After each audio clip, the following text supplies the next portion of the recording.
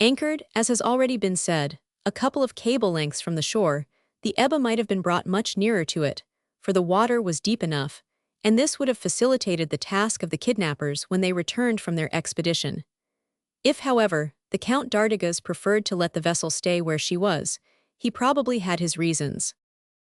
Not a soul was in sight on the bank, and the road, with its borders of beech trees that skirted the wall of Healthful House estate, was equally deserted. The boat was made fast to the shore. Then Captain Spade and his 4 sailors landed, leaving the boatswain in charge, and disappeared amid the trees. When they reached the wall, Captain Spade stopped, and the sailors drew up on each side of the doorway.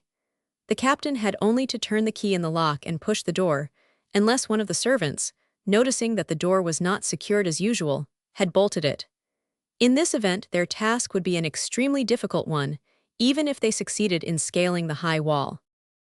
The captain put his ear to the keyhole and listened. Not a sound was to be heard in the park.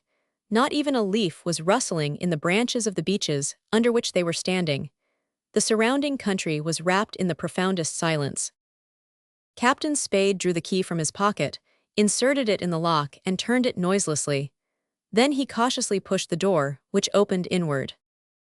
Things were then just as he had left them, and no one had noticed the theft of the key. After assuring himself that nobody happened to be in the neighborhood of the pavilion, the captain entered, followed by his men. The door was left wide open, so that they could beat a hurried and uninterrupted retreat in case of necessity. The trees and bushes in this shady part of the park were very thick, and it was so dark that it would not have been easy to distinguish the pavilion had not a light shone brightly in one of the windows. No doubt this was the window of the room occupied by Rock and his guardian, Gaydon, seeing that the latter never left the patient placed in his charge either by night or day. Captain Spade had expected to find him there.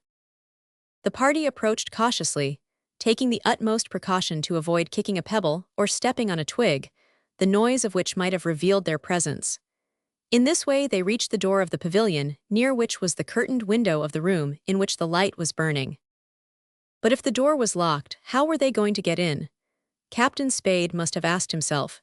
He had no key, and to attempt to effect an entrance through the window would be hazardous, for, unless Gaydon could be prevented from giving the alarm, he would rouse the whole establishment. There was no help for it, however. The essential was to get possession of Rock. If they could kidnap Gaydon, too, in conformity with the intentions of the Count d'Artigas, so much the better. If not. Captain Spade crept stealthily to the window, and standing on tiptoe, looked in. Through an aperture in the curtain he could see all over the room. Gaydon was standing beside Thomas Rock, who had not yet recovered from the fit with which he had been attacked during the Count d'Artigas' visit. His condition necessitated special attention, and the warder was ministering to the patient under the direction of a third person. The latter was one of the doctors attached to Healthful House, and had been at once sent to the pavilion by the director when Rock's paroxysm came on. His presence, of course, rendered the situation more complicated and the work of the kidnappers more difficult. Rock, fully dressed, was extended upon a sofa. He was now fairly calm. The paroxysm, which was abating, would be followed by several hours of torpor and exhaustion. Just as Captain Spade peeped through the window, the doctor was making preparations to leave. The captain heard him say to Gaydon that the doctor's, presence was not likely to be required any more that night, and that there was nothing to be done beyond following the instructions he had given. The doctor then walked towards the door, which, it will be remembered, was close to the window in front of which Spade and his men were standing. If they remained where they were, they could not fail to be seen, not only by the doctor, but by the warder, who was accompanying him to the door. Before they made their appearance, however, the sailors, at a sign from their chief, had dispersed and hidden themselves behind the bushes, while Spade himself crouched in the shadow beneath the window.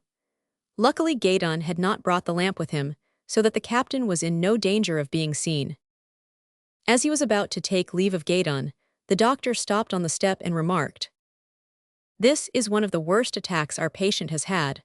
1 or 2 more like that, and he will lose the little reason he still possesses." "Just so," said Gaydon.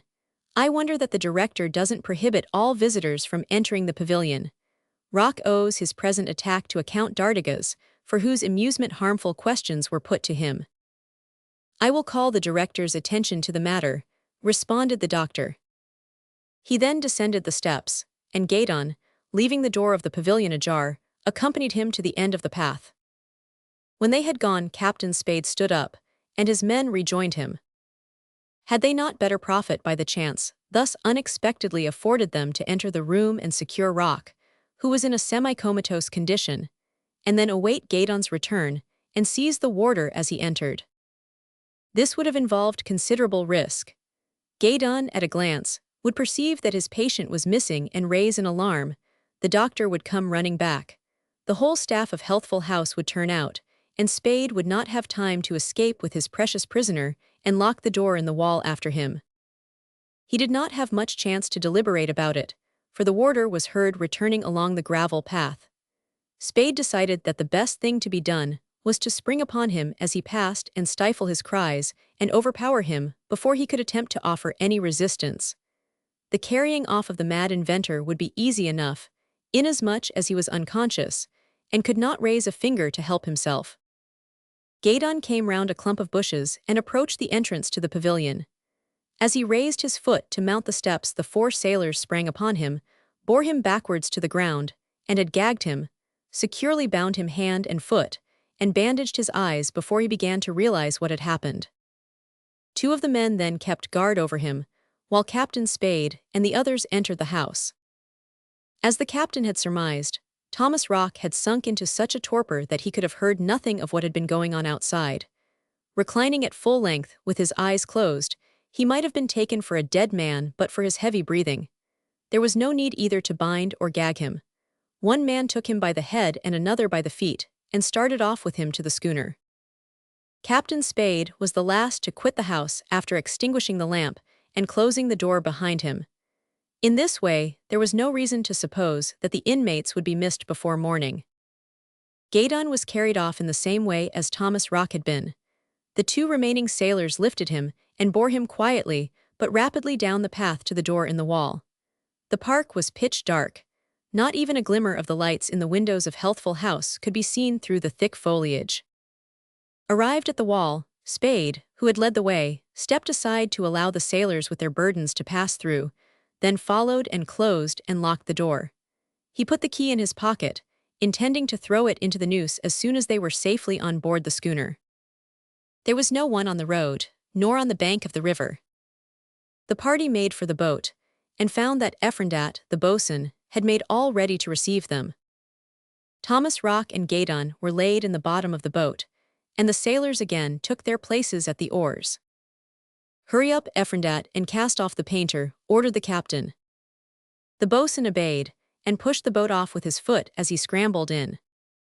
The men bent to their oars and rowed rapidly to the schooner, which was easily distinguishable, having hung out a light at her mizzenmast head.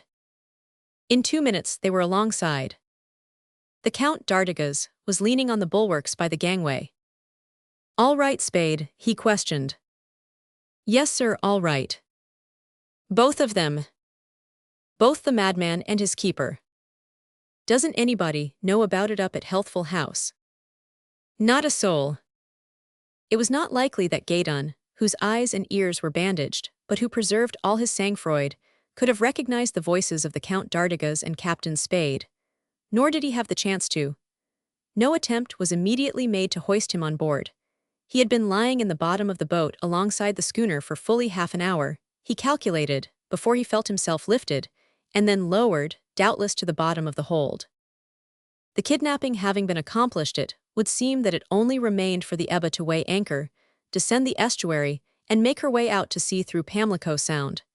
Yet no preparations for departure were made. Was it not dangerous to stay where they were after their daring raid? Had the Count d'Artigas hidden his prisoners so securely as to preclude the possibility of their being discovered if the Ebba, whose presence in proximity to Healthful House could not fail to excite suspicion, received a visit from the New Bern police? However this might have been, an hour after the return of the expedition, every soul on board save the watch, the Count d'Artigas, Serko, and Captain Spade in their respective cabins, and the crew in the forecastle, were sound asleep. Chapter 4. The schooner Ebba. It was not till the next morning, and then very leisurely, that the Ebba began to make preparations for her departure. From the extremity of New Bern Quay, the crew might have been seen hollistoning the deck, after which they loosened the reef lines, under the direction of Effrondat. The boatswain hoisted in the boats and cleared the halyards. At 8 o'clock the Count d'Artigas had not yet appeared on deck. His companion, Serko the engineer, as he was called on board, had not quitted his cabin. Captain Spade was strolling quietly about giving orders. The Ebba would have made a splendid racing yacht, though she had never participated in any of the yacht races either on the North American or British coasts. The height of her masts, the extent of the canvas she carried, her shapely, raking hull, denoted her to be a craft of great speed, and her general lines showed that she was also built to weather the roughest gales at sea. In a favorable wind she would probably make 12 knots an hour. Notwithstanding these advantages, however, she must in a dead calm necessarily suffer from the same disadvantages as other sailing vessels, and it might have been supposed that the Count d'Artigas would have preferred a steam yacht with which he could have gone anywhere, at any time, in any weather. But apparently he was satisfied to stick to the old method, even when he made his long trips across the Atlantic. On this particular morning, the wind was blowing gently from the west, which was very favorable to the Ebba, and would enable her to stand straight out of the Neuse, across Pamlico Sound, and through one of the inlets that led to the open sea. At 10 o'clock the Ebba was still rocking lazily at anchor, her stem upstream and her cable tautened by the rapidly ebbing tide. The small buoy that on the previous evening had been moored near the schooner was no longer to be seen, and had doubtless been hoisted in. Suddenly a gun boomed out, and a slight wreath of white smoke arose from the battery. It was answered by other reports from the guns on the chain of islands along the coast. At this moment, the Count d'Artigas and engineer Serko appeared on deck. Captain Spade went to meet them. "Guns barking," he said laconically. "We expected it," replied Serko, shrugging his shoulders. "They are signals to close the passes." "What has that to do with us?" asked the Count d'Artigas quietly. "Nothing at all," said the engineer. They all, of course, knew that the alarm guns indicated that the disappearance of Thomas Rock and the warder Gaydon from Healthful House had been discovered. At daybreak the doctor had gone to pavilion number 17 to see how his patient had passed the night, and had found no one there. He immediately notified the director, who had the grounds thoroughly searched. It was then discovered that the door in rear of the park was unbolted, and that, though locked, the key had been taken away. It was evident that Rock and his attendant had been carried out that way. But who were the kidnappers? No one could possibly imagine.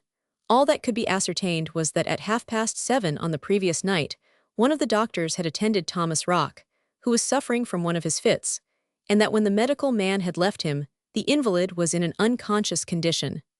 What had happened after the doctor took leave of Gaydon at the end of the garden path could not even be conjectured. The news of the disappearance was telegraphed to New Bern, and thence to Raleigh.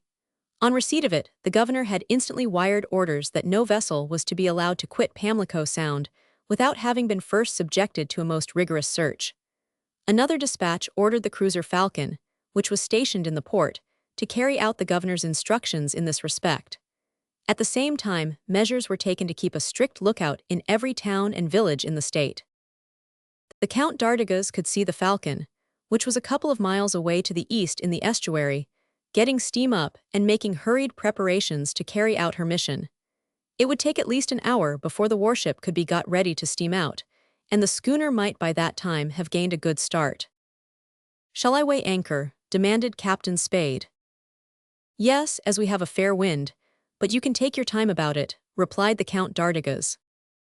"The passes of Pamlico Sound will be under observation," observed engineer Serko, "and no vessel will be able to get out without receiving a visit from gentlemen as inquisitive as they will be indiscreet." "Never mind, get under way all the same," ordered the Count. "When the officers of the cruiser or the custom-house officers have been over the Ebba, the embargo will be raised. I shall be indeed surprised if we are not allowed to go about our business." "With 1,000 pardons for the liberty taken, and best wishes for a good voyage and speedy return," chuckled engineer Serko, following the phrase with a loud and prolonged laugh. When the news was received at New Bern, The authorities at first were puzzled to know whether the missing inventor and his keeper had fled or been carried off. As, however, Rock's flight could not have taken place without the connivance of Gaydon, this supposition was speedily abandoned. In the opinion of the director and management of Healthful House, the warder was absolutely above suspicion. They must both, then, have been kidnapped. It can easily be imagined what a sensation the news caused in the town. What? The French inventor who had been so closely guarded had disappeared, and with him, the secret of the wonderful fulgurator that nobody had been able to worm out of him. Might not the most serious consequences follow? Might not the discovery of the new engine be lost to America forever? If the daring act had been perpetrated on behalf of another nation, might not that nation, having Thomas Rock in its power, be eventually able to extract from him what the federal government had vainly endeavored to obtain? And was it reasonable, was it permissible, to suppose for an instant that he had been carried off for the benefit of a private individual? Certainly not, was the emphatic reply to the latter question, which was too ridiculous to be entertained. Therefore the whole power of the state was employed in an effort to recover the inventor. In every county of North Carolina, a special surveillance was organized on every road and at every railroad station, and every house in town and country was searched. Every port from Wilmington to Norfolk was closed, and no craft of any description could leave without being thoroughly overhauled. Not only the cruiser Falcon, but every available cutter and launch was sent out with orders to patrol Pamlico Sound and board yachts, merchant vessels and fishing smacks indiscriminately, whether anchored or not, and search them down to the kelson.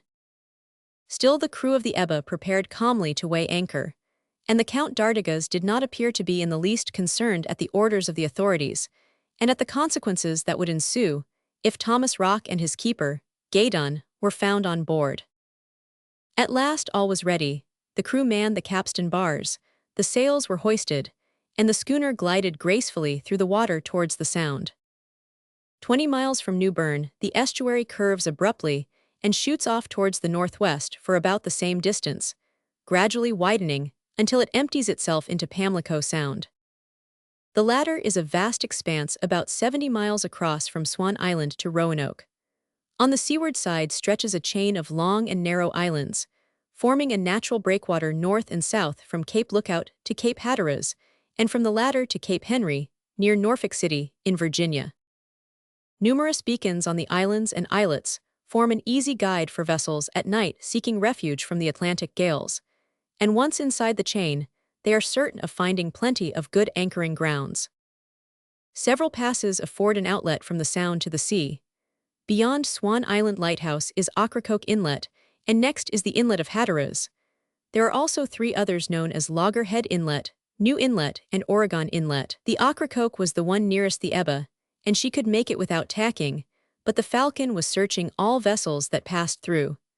This did not, however, make any particular difference, for by this time all the passes, upon which the guns of the forts had been trained, were guarded by government vessels. The Ebba, therefore, kept on her way, neither trying to avoid nor offering to approach the searchers. She seemed to be merely a pleasure yacht out for a morning sail. No attempt had up to that time been made to accost her. Was she then specially privileged and to be spared the bother of being searched? Was the Count d'Artigas considered too high and mighty a personage to be thus molested and delayed even for an hour? It was unlikely, for though he was regarded as a distinguished foreigner who lived the life of luxury enjoyed by the favored of fortune, no one, as a matter of fact, knew who he was, nor whence he came, nor whither he was going. The schooner sped gracefully over the calm waters of the Sound, her flag, a gold crescent in the angle of a red field, streaming proudly in the breeze. Count d'Artigas was cozily ensconced in a basketwork chair on the afterdeck, conversing with Engineer Serko and Captain Spade. "They don't seem in a hurry to board us," remarked Serko. "They can come whenever they think proper," said the Count in a tone of supreme indifference. "No doubt they are waiting for us at the entrance to the inlet," suggested Captain Spade. "Let them wait," grunted the wealthy nobleman. Then he relapsed into his customary, unconcerned impassibility. Captain Spade's hypothesis was doubtless correct. The Falcon had as yet made no move towards the schooner, but would almost certainly do so as soon as the latter reached the inlet, and the Count would have to submit to a search of his vessel if he wished to reach the open sea. How was it then that he manifested such extraordinary unconcern?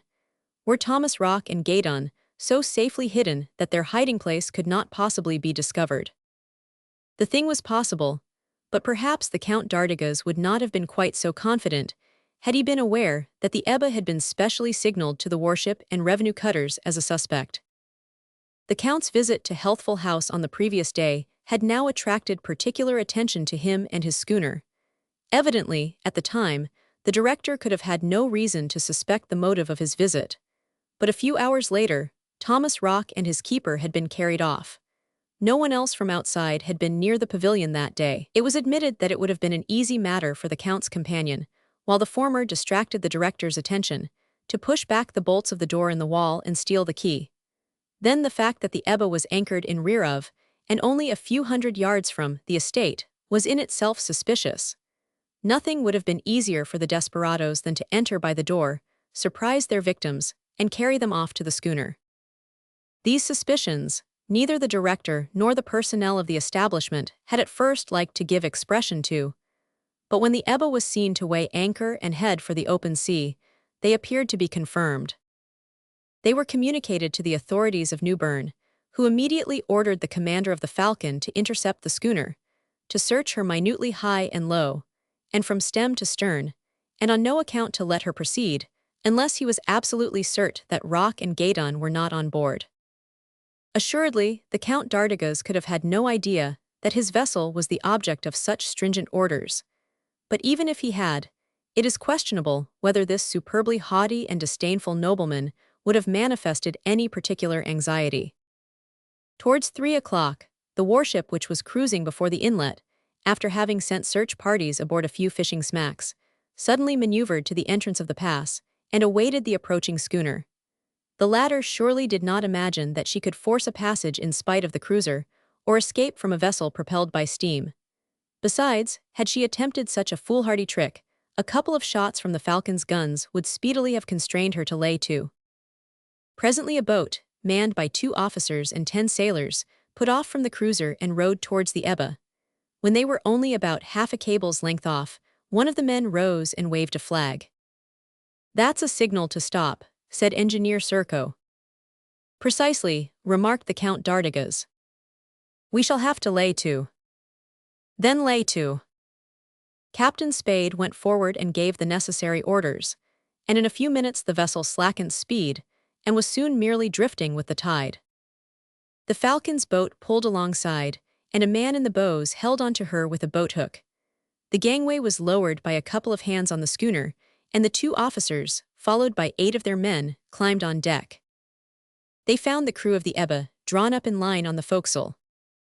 The officer in command of the boarding party, a first lieutenant, advanced towards the owner of the schooner, and the following questions and answers were exchanged.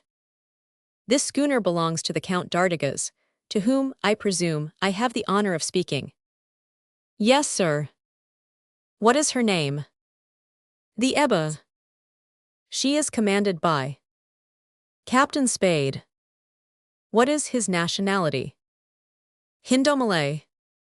The officer scrutinized the schooner's flag, while the Count d'Artigas added, "Will you be good enough to tell me, sir, to what circumstance I owe the pleasure of your visit on board my vessel?" "Orders have been received," replied the officer, "to search every vessel now anchored in Pamlico Sound or which attempts to leave it." He did not deem it necessary to insist upon this point, since the Ebba, above every other, was to be subjected to the bother of a rigorous examination. "You, of course, sir, have no intention of refusing me permission to go over your schooner?" "Assuredly not, sir. My vessel is at your disposal from peaks to bilges. Only I should like to know why all the vessels which happen to be in Pamlico Sound today are being subjected to this formality." "I see no reason why you should not be informed, Monsieur the Count," replied the officer. "The governor of North Carolina has been apprised that Healthful House has been broken into and 2 persons kidnapped, and the authorities merely wish to satisfy themselves that the persons carried off have not been embarked during the night." "Is it possible?" exclaimed the Count, feigning surprise. "And who are the persons who have thus disappeared from Healthful House?" An inventor, a madman and his keeper. A madman, sir, do you, may I ask, refer to the Frenchman Thomas Rock? The same. The Thomas Rock whom I saw yesterday during my visit to the establishment, whom I questioned in presence of the director, who was seized with a violent paroxysm just as Captain Spade and I were leaving. The officer observed the stranger with the keenest attention, in an effort to surprise anything suspicious in his attitude or remarks. It is incredible, added the Count, as though he had just heard about the outrage for the first time. I can easily understand, sir, how uneasy the authorities must be, he went on, in view of Thomas Rock's personality, and I cannot but approve of the measures taken. I need hardly say that neither the French inventor nor his keeper is on board the Ebba. However, you can assure yourself of the fact by examining the schooner as minutely as you desire. Captain Spade, show these gentlemen over the vessel. Then saluting the lieutenant of the Falcon coldly, the Count d'Artigas sank into his deck chair again and replaced his cigar between his lips, while the 2 officers and 8 sailors, conducted by Captain Spade, began their search. In the first place, they descended the main hatchway to the after saloon, a luxuriously appointed place, filled with art objects of great value, hung with rich tapestries and hangings, and wainscoted with costly woods. It goes without saying that this and the adjoining cabins were searched with a care that could not have been surpassed by the most experienced detectives. Moreover, Captain Spade assisted them by every means in his power, obviously anxious that they should not preserve the slightest suspicion of the Ebba's owner. After the grand saloon and cabins, the elegant dining saloon was visited. Then the cook's galley, Captain Spade's cabin, and the quarters of the crew in the forecastle were overhauled, but no sign of Thomas Rock or Gaydon was to be seen. Next, every inch of the hold, etc., was examined with the aid of a couple of lanterns. Water kegs, wine, brandy, whiskey and beer barrels, biscuit boxes, in fact, all the provision boxes and everything the hold contained, including the stock of coal, was moved and probed, and even the bilges were scrutinized, but all in vain.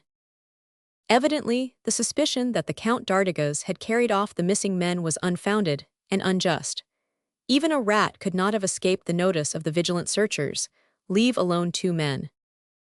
When they returned on deck, however, the officers, as a matter of precaution, looked into the boats hanging on the davits and punched the lowered sails with the same result. It only remained for them, therefore, to take leave of the Count d'Artigas.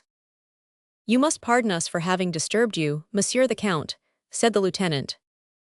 "You were compelled to obey your orders, gentlemen." "It was merely a formality, of course," ventured the officer. By a slight inclination of the head, the Count signified that he was quite willing to accept this euphemism. "I assure you, gentlemen, that I have had no hand in this kidnapping." "We can no longer believe so, Monsieur the Count, and will withdraw." "As you please. Is the Ebba now free to proceed?" "Certainly." "Then au revoir, gentlemen, au revoir, for I am an habitue of this coast, and shall soon be back again. I hope that ere my return you will have discovered the author of the outrage, and have Thomas Rock safely back in Healthful House. It is a consummation devoutly to be wished in the interest of the United States, I might even say of the whole world." The 2 officers courteously saluted the Count, who responded with a nod. Captain Spade accompanied them to the gangway, and they were soon making for the cruiser, which had steamed near to pick them up. Meanwhile the breeze had freshened considerably, and when, at a sign from d'Artigas, Captain Spade set sail again, the Ebba skimmed swiftly through the inlet, and half an hour after was standing out to sea. For an hour she continued steering east-northeast, and then, the wind, being merely a land breeze, dropped, and the schooner lay becalmed, her sails limp, and her flag drooping like a wet rag. It seemed that it would be impossible for the vessel to continue her voyage that night unless a breeze sprang up, and of this there was no sign. Since the schooner had cleared the inlet, Captain Spade had stood in the bows gazing into the water, now to port, now to starboard, as if on the lookout for something. Presently he shouted in a stentorian voice, "Furl sail!" The sailors rushed to their posts, and in an instant the sails came rattling down and were furled. Was it Count d'Artigas' intention to wait there till daybreak brought a breeze with it? Presumably, or the sails would have remained hoisted to catch the faintest puff. A boat was lowered, and Captain Spade jumped into it, accompanied by a sailor, who paddled it towards an object that was floating on the water a few yards away. This object was a small buoy, similar to that which had floated on the bosom of the Neuse when the Ebba lay off Healthful House. The buoy, with a towline affixed to it, was lifted into the boat that was then paddled to the bow of the Ebba, from the deck of which another hawser was cast to the captain, who made it fast to the towline of the buoy. Having dropped the latter overboard again, the captain and the sailor returned to the ship, and the boat was hoisted in.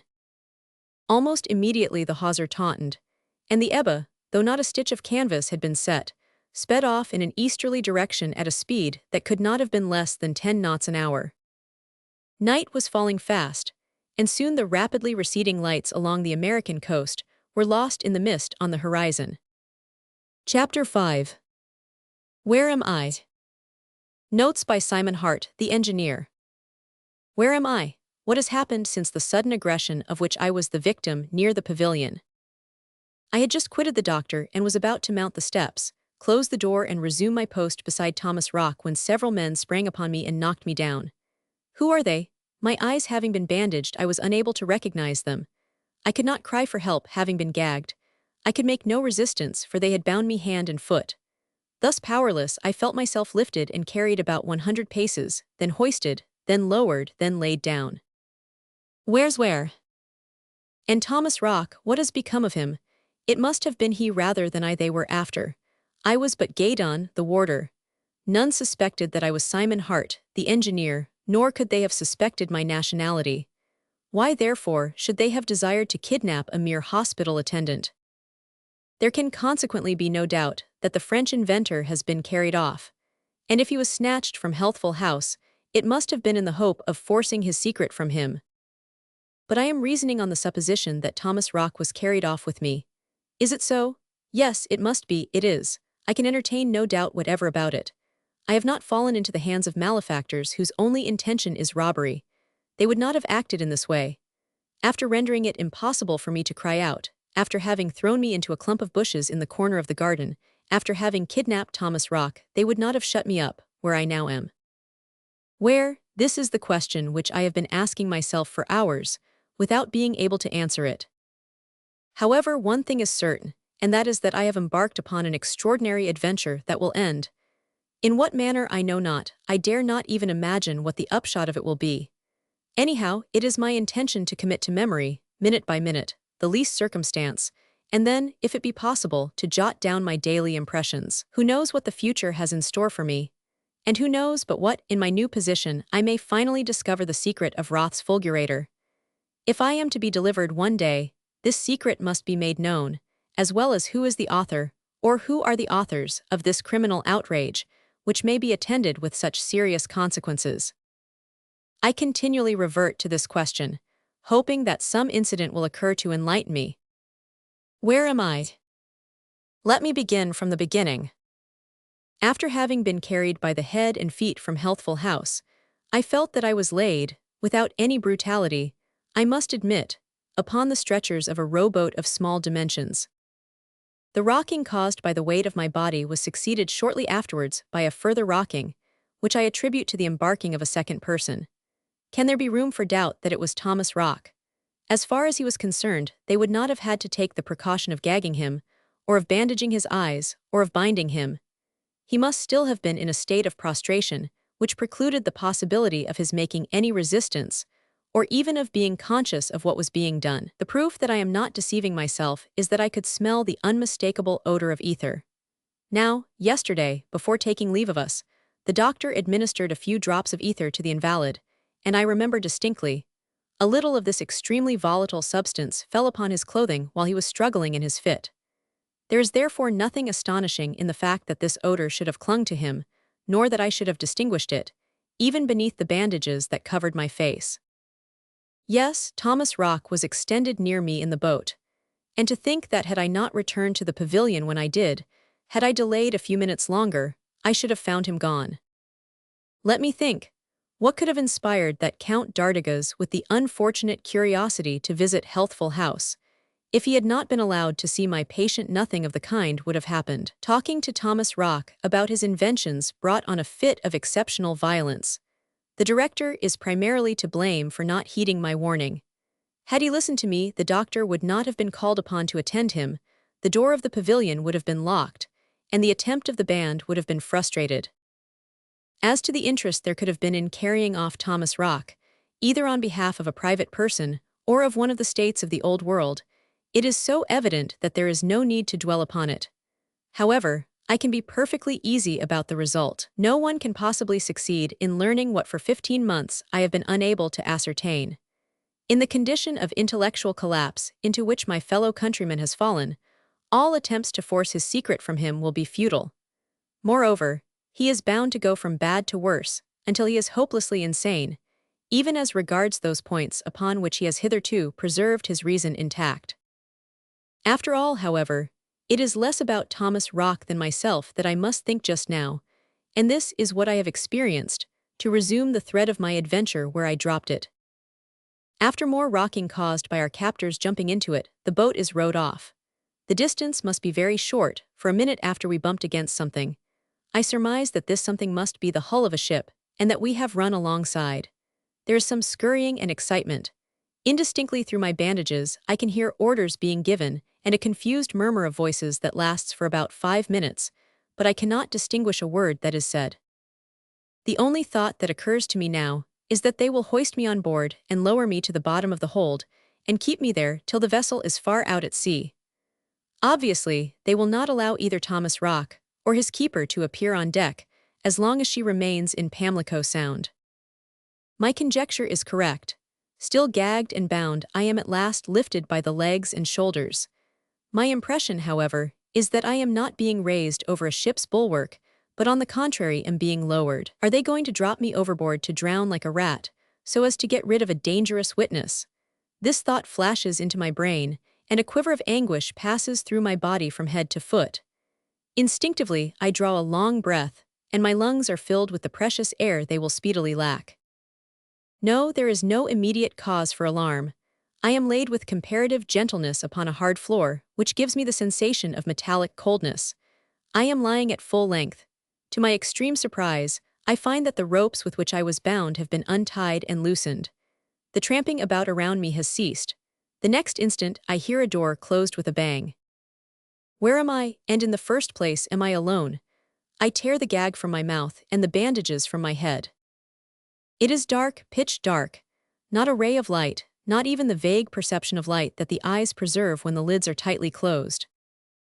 I shout repeatedly. No response. My voice is smothered. The air I breathe is hot, heavy, thick, and the working of my lungs will become difficult, impossible, unless the store of air is renewed. I extend my arms and feel about me, and this is what I conclude. I am in a compartment with sheet iron walls, which cannot measure more than 4 cubic yards. I can feel that the walls are of bolted plates, like the sides of a ship's watertight compartment. I can feel that the entrance to it is by a door on one side, for the hinges protrude somewhat. This door must open inwards, and it is through here, no doubt, that I was carried in. I place my ear to the door, but not a sound can be heard. The silence is as profound as the obscurity, a strange silence that is only broken by the sonorousness of the metallic floor when I move about. None of the dull noises usually to be heard on board a ship is perceptible, not even the rippling of the water along the hull. Nor is there the slightest movement to be felt. Yet, in the estuary of the Neuse, the current is always strong enough to cause a marked oscillation to any vessel.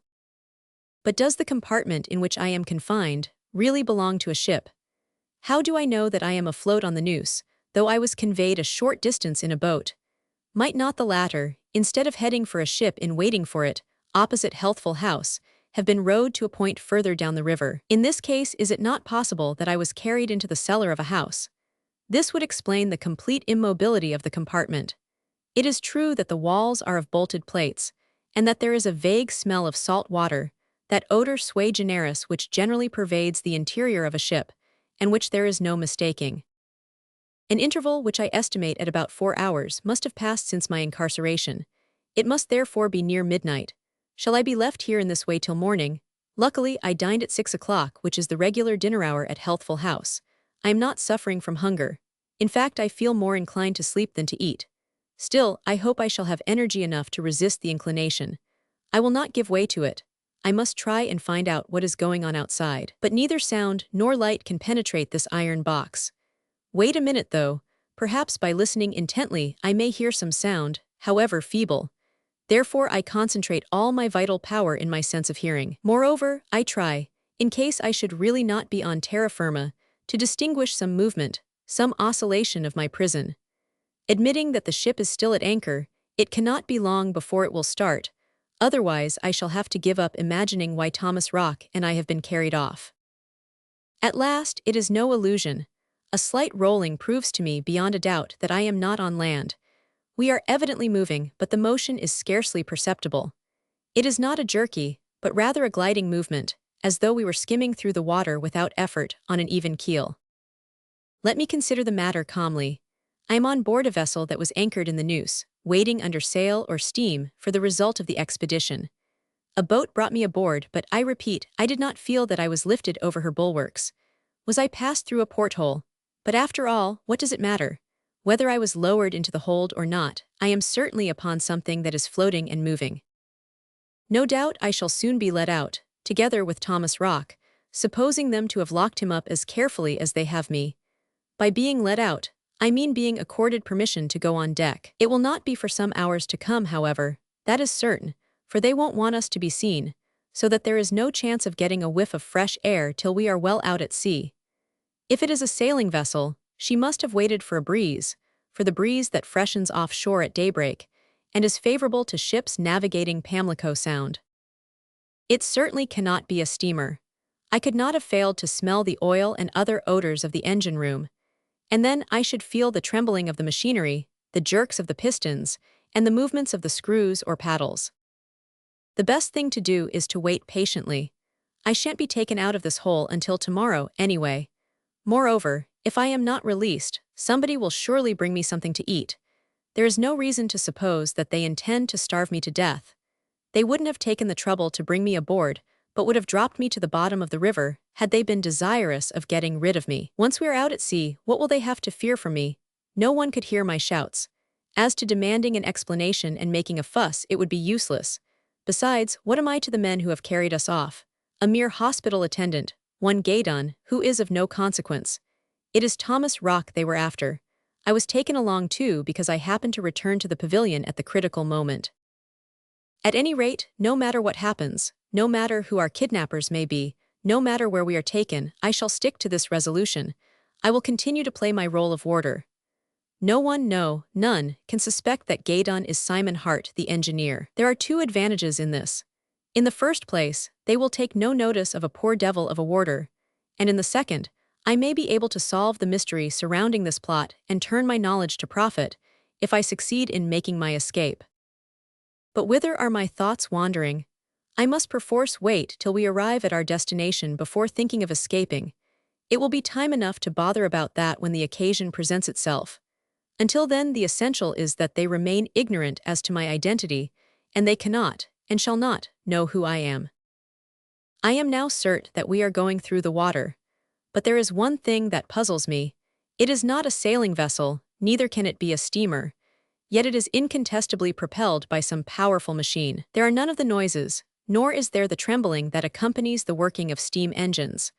The movement of the vessel is more continuous and regular. It is a sort of direct rotation that is communicated by the motor, whatever the latter may be. No mistake is possible. The ship is propelled by some special mechanism. But what is it? Is it one of those turbines that have been spoken of lately, which, fitted into a submerged tube, are destined to replace the ordinary screw? It being claimed that they utilize the resistance of the water better than the latter and give increased speed to a ship. In a few hours' time I shall doubtless know all about this means of locomotion. Meanwhile, there is another thing that equally puzzles me. There is not the slightest rolling or pitching. How is it that Pamlico Sound is so extraordinarily calm? The varying currents continuously ruffle the surface of the Sound, even if nothing else does. It is true the tide may be out, and I remember that last night the wind had fallen altogether. Still, no matter, the thing is inexplicable. For a ship propelled by machinery, no matter at what speed she may be going, always oscillates more or less, and I cannot perceive the slightest rocking. Such are the thoughts with which my mind is persistently filled. Despite an almost overpowering desire to sleep, despite the torpor that is coming upon me in this suffocating atmosphere, I am resolved not to close my eyes. I will keep awake till daylight, and there will be no daylight for me till it is let into my prison from the outside. Perhaps even if the door were open, it would not penetrate to this black hole, and I shall probably not see it again until I am taken on deck. I am squatting in a corner of my prison, for I have no stool or anything to sit upon, but as my eyelids are heavy and I feel somnolent in spite of myself, I get up and walk about. Then I wax wrathful, anger fills my soul, I beat upon the iron walls with my fists and shout for help. In vain, I hurt my hands against the bolts of the plates, and no one answers my cries. Such conduct is unworthy of me. I flattered myself that I would remain calm under all circumstances, and here I am acting like a child. The absence of any rolling or lurching movement at least proves that we are not yet at sea. Instead of crossing Pamlico Sound, may we not be going in the opposite direction, up the River Neuse? No, what would they go further inland for? If Thomas Rock has been carried off from Healthful House, his captors obviously mean to take him out of the United States, probably to a distant island in the Atlantic, or to some point on the European continent. It is therefore not up the Neuse that our maritime machine, whatever it may be, is going, but across Pamlico Sound, which must be as calm as a mirror.